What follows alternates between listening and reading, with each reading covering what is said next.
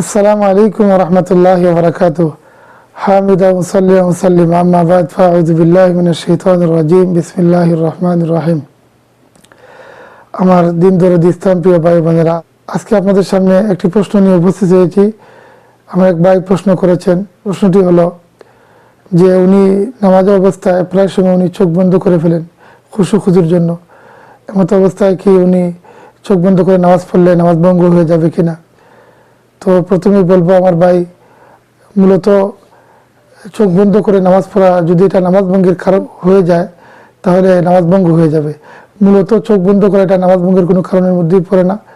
এই জন্য চোখ বন্ধ করার দ্বারা আপনার নামাজ ভঙ্গ হবে না, বরং আপনি মাকরুহ একটি কাজ করলেন। আপনি চোখ তখন বন্ধ করতে পারবেন, মূল বিষয় হলো আপনি যদি চোখ তখন বন্ধ করতে পারবেন যখন আপনি নামাজের মধ্যে খুশু আনার জন্য, মনোযোগ আনার জন্য আপনি চোখ বন্ধ করে নামাজ পড়তেছেন, তাহলে এমত অবস্থায় আপনি চোখ বন্ধ করতে পারবেন।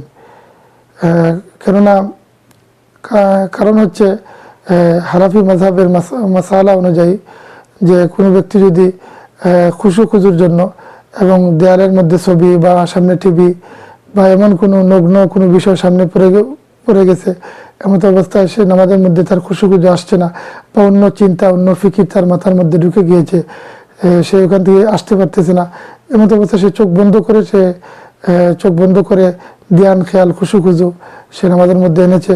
এমত অবস্থায় সে চোখ বন্ধ করে যদি সে খুজু এনে নামাজ পড়তে পারে তাহলে তার নামাজ হবে, মাকরুহ হবে না।